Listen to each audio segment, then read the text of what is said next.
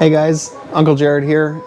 So I know I said I was going to send a few rolls of PLA filament because I don't use PLA, and I picked up a few rolls over the years that have come with other printers I purchased, but since I only run ABS, I don't have any need for it. However, since I got my new printer over here, I got this Bamboo Labs X1 Carbon, I really haven't been using my Zortrax M200 anymore. Honestly, I haven't run it once since I got the new printer. I still have my Zortrax M300 if I need to do any printing on big stuff, but the M200, it's really just not getting used anymore. So I'm gonna go ahead and send you guys this along with that filament. So hopefully you guys can get some use out of this other printer and enjoy it as much as we have. This is an old printer. We've had it for a long time. We used to have 3 of them back when we were running production parts, and we'd run them pretty much 24/7.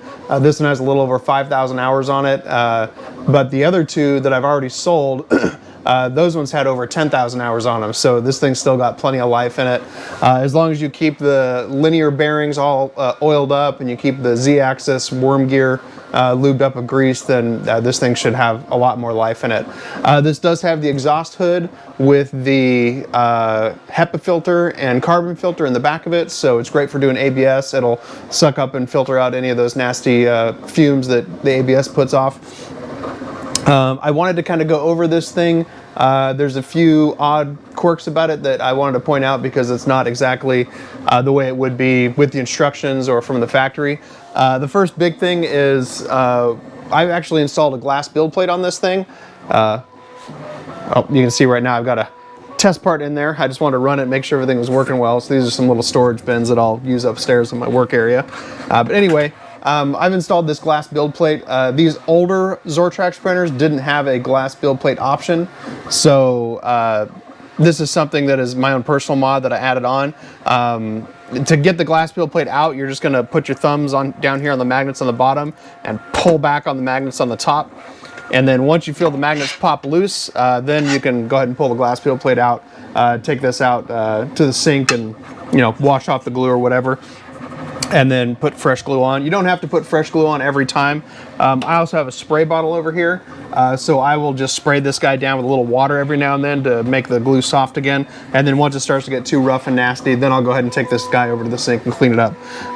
When you put this in, you definitely want to make sure you can see the back corners are cut off.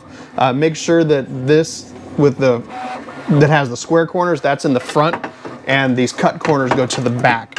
If you don't do that, these square corners will actually run into the stepper motors and it could break the build plate, so obviously that's not good. The other thing about this glass build plate and mod, you'll notice down here where the SD card goes in, it doesn't quite clear the little blocks that I had to install for these magnets. So the SD card, when you're going to pull it out or put it in, you kind of have to get it halfway and then tip it a little bit to get the guy to clear. So when you're putting it back in, you know, just tip it, get it straight up and down, and then you can kind of drop it into the slot. Once it's dropped in and it's moving free, then you can click it in there. So the other odd thing about these SD cards, they go in backwards from what you'd expect. You can see when I pull the card out, you're actually looking at the copper contacts on the back of the card. Normally you'd think that the card would go in this way, so you see the front of the card when you stick it in the slot, but they actually go backwards. So just keep that in mind when you're putting the SD card in. This glass build plate uses a different Z sensor back here. Probably can't actually see it, but there's a battery back there, like a little watch battery, and when you push, or when the Z-axis sensor goes, there's a red LED that blinks off and on. That's actually hitting, maybe you can see there's a little yellow knob up here, and that's how you actually adjust the Z height. So when you're doing the leveling on this thing, it doesn't have the factory build plate in it. Let me grab that and show you what that looks like. The factory build plate is a perforated plate, and it has these little contacts on it where the hot end can come down and test on these contacts. With the glass, you don't actually have that, so it just hits this micro switch back here. You adjust that knob to get your height just and right, and then you actually have to manually keep the build plate up by the nozzle and stick a piece of paper in there until you're getting just a little bit of drag on the paper, and then go around and set your 3 screw heights. I'll leave on this SD card a file that I use that just says test discs. That's a file that just has like 3 quarter-size discs that are right over the top of each screw. So once you get everything leveled, then you just run that test discs and make sure the discs come out fine, and you can tell if it needs to move up or down in any of those positions. And you keep doing that till it's dialed in. The other option is obviously just to put the original perf plate back in. I'll send this along. I think I've got 2 or 3 of them, so I'll send all those. I honestly don't need those anymore. To reinstall this, it's really easy to get the build plate out, take out the glass. There's one connector back here, the big main heater connector. Once you unplug that, this whole top piece just comes off the magnets. So this whole thing is just held on by magnets, no big deal. And then you can pull these 3 or 4 magnet blocks off that I've printed and installed. And then after you've done that, you can screw the original perf plate back down on there. The original perf plate has its own connector on there. So right now that's plugged into this modified Z sensor. You just move that onto the perf plate and then hook the big connector back onto the heater plate. Then you'll be ready to rock with the original factory setup. You may just want to do that anyway because it makes leveling and everything a lot easier. The reason that we ran the glass build plate was because we were actually running production parts on these machines, and when we were doing the production parts, one of the big things that we wanted to have a nice smooth surface on the bottom of the parts. So we always ran the glass build plate for that reason. Other things that have been slightly modified over here on the back of the printer. These were originally set up to have the wire or the filament spool mounted on the back of the printer, but I didn't like having to pull the printer out and turn it around and everything to actually get to the spool. So I printed out these little 3D printed spool holders so the spool can go right here on the side of the machine, and then this little arm over here just feeds the filament right into the feed tube on the side of the machine, so it doesn't have to be in the back. When you load the filament, the instructions tell you to load the filament from the back of the tube back there, but I actually prefer to do it right here at the top. So when you load the filament, heat it up, and it tells you to insert filament, I will actually run it up through the tube and then have it come out right here, and then stick it in the hole and just wiggle it around until you feel it grab onto the extruder wheel, and you'll feel the filament start to pull in. At that point, you go ahead and put the tube on, and you're ready to rock. For servicing, like I said, you want to lube this thing up pretty well. Let me just pull the hub off, or the hood off really quick. Just disconnect the power. This guy comes right off. You can see the filter on the back there. The things that you really want to make sure to lube up regularly is you have these linear bearings that go across on the X and Y axis. You got the ones that go through the middle that actually go through the printer head. You want to lube those with this silicone oil. I'll send some of this along so you have it. So you have the ones that go across the X and Y in the center, and there's also one at the back, one at the front, one at the left, and one at the right. And you're going to want to lube all of those up with that silicone oil pretty regularly. I mean, I would say every 5 or 6 rolls of filament. And then you're also going to want to use, bring this down. You're also going to want to use some of the super lube grease on your Z axis on the worm gear back here, the worm screw. You can also put the oil on the linear bearings back here, but the worm screw that gets the grease. If you do use the perf plate, which might be a good idea just for the ease of leveling and all that stuff, you're also going to want one of these sharpened putty knives. This is a flexible putty knife where the end of it has been sharpened really sharp. When you print on one of these perf plates, the plastic actually goes down into the hole, so you can't just peel it off like a normal build plate. You actually have to cut it off with this guy. Make sure when you're cutting them off you don't hit the connector on the back, because that's really easy to break. But yeah, you'll just cut it off with this. You're also going to want to use this for removing the supports from a lot of your prints. When you're doing that, I definitely recommend some of these cut-proof gloves that you can wear on your hand, because it is super easy to jam this right into your hand and slice your hand wide open. I'll send a pair of these gloves as well so you have them. But yeah, one of these for removing supports, as well as a small pair of needle nose pliers and maybe a small screwdriver to use as a chisel. Those are all really great things for removing supports.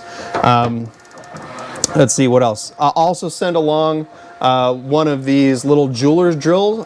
It's a little jeweler's hand drill, and some of these super tiny little micro bits. These are 0.4 millimeter, which is the outlet diameter of the nozzle. This is a really easy way to get the nozzle unplugged when the nozzle does get clogged. So, drop this down a little again. You put one of these drill bits into the little holder, heat this guy up to the full temperature using the maintenance screen, and then you're just going to hold the drill bit up onto the so it's just barely sticking in the hole, twist it, and just gently push it in. You can go back and forth a few times once you get it in there, and that'll usually unclog the nozzle. These drill bits break super easy. I break one off inside the nozzle almost every time I do it. Don't freak out if that happens. It's not a big deal. Just go back into the maintenance menu and tell it to load filament so that it starts feeding filament through the nozzle, and then I'll usually push the drill bit right back out. If it's not coming out, you can also pull the tube off and press on the filament while it's feeding. Usually that'll do the trick. If that doesn't do the trick, obviously you can pull the nozzle off and then get it out that way, or replace the nozzle if you have to. The other thing about getting the nozzle on and off is the metal tube that comes down to this heater block is really thin wall. So you have to heat the nozzle up before you try to unscrew it with a socket or a wrench. But even when it's hot, it's really easy. If you just try to twist that sucker, it may break that metal tube off up there at the top. So you're going to want to get a small adjustable crescent wrench and actually grab onto the metal block just like that before you start trying to unscrew the nozzle. And be very careful. You have to do it when it's at temperature, so it is going to be really hot. Your wrench is going to get hot. Your socket is going to be get hot. Make sure you have some pliers around to grab onto the nozzle when it comes out. I'll send along some spare nozzles as well, so you have those, and some other parts that I have. I think I have some harnesses, and I think I have one of these main display boards with the control knob and all that stuff. I'll send along whatever extra stuff I've got. The other big failure mode, so the nozzle clogs are one big one. I'll send along extra nozzles, and you got the drill bit. I think I also have an extra heater block, so I'll send that as well. The other big failure mode that I've seen more than once is this ribbon cable up here. This guy tends to go bad right here where it's going into the head. What'll happen is, part of the way through the print, it'll just randomly stop putting out filament. So your print will be going fine, and then the printer will keep on going and no filament's coming out. You go back into the maintenance. If you do the load filament and the filament is extruding fine, then it's probably this cable. If there's no filament coming out and you can't force it through, then it's probably a clog, and you just need to take care of the clog. But if the filament works fine and it just randomly stops sometime throughout the print, then it's almost definitely this ribbon cable up here that runs down to the brains of the machine. Getting to the brains of the machine is really not too hard. The first time I took way too much of the machine apart. So all you do is, power it off, get the hood off of it, flip it on its back like this. And then there's just 4 screws that you need to worry about. There's 2 screws on each side. You can see where these metal tabs go up to the side. You can see one here, and then whoop, there's another one here. You can see that the bottom of the plate goes up and then curves up to the side. So you've got 2 of those tabs. You got 2 of those tabs, one on either side, one here, another one here, another one here. Take out those 4 screws, this plate pops off, and then you got your brain right here, and the ribbon cable runs out through the bottom of the brain and then back out the bottom of the machine. So pretty easy to get to. You don't have to take the whole machine apart. I made the mistake of taking the whole frame and everything apart the first time, but it's just 2 here, bottom pops off, easy peasy. There's a fan here that is also plugged in. Looks like this might be dead, so maybe I'll replace that before I send it to you guys. But just, unplug that when you get the plate off. Let's see, what else? I will also send you guys one of these filament joiners. This little guy is for taking 2 rolls of filament, or if you got one that's almost out, you want to join it to a new roll. Basically, you just stick the both pieces of filament in from either side until they meet right in the middle. Turn this guy on, let it sit for 4 or 5 minutes until the filament heats up and melts, and then force the filament in from both sides, just like 1 millimeter from each side. Once you force it in, turn this off, let it sit for another 5 or 6 minutes until it cools off, and then you can pop it open, pull the filament out. There's going to be flashing on both sides where it's squeezed out through the edges, so just trim that off with a razor blade and then sand the whole thing down with some fine grit sandpaper, like some, probably 600 grit sandpaper, smooth it out so there's no bumps, that way it doesn't jam when it goes into the extruder. So I'll send this along as well. I don't really use it on the new printers. My new printers have filament empty switches, so if the filament runs out, it'll just pause the print. You can load new filament. This machine does not have the filament empty or filament run out switch, so if it does run out of filament, it's just going to keep on going as if there was still filament in there, and that is definitely the #1 way to clog up the nozzle. If it runs and runs with the filament just burning in the end of the nozzle and no new filament pushing through, it'll clog it up pretty much every time. So make sure you keep an eye on the filament. It's not going to pause on its own, and you'll need to either join a new roll before it runs out, or abort the print and start over, but definitely keep an eye on that. Yeah, this is the glue that you want to use. I don't think I mentioned this, but it's the goes on purple and dries clear. It's the Elmer's glue stick. Just get the jumbo size. You can use that on the glass build plate after you've had to wash off any of the lumpy, dirty glue that builds up over time. Got the oil. Yeah, I think that's pretty much it. If I can think of anything else, I'll try to add on here, or shoot a text to Kurt or whatever and let you guys know anything I missed. But I think that's pretty much it. So yeah, these machines are really great. We've run them for a long, long time. Hopefully you get plenty of use out of it and plenty of enjoyment. So good luck.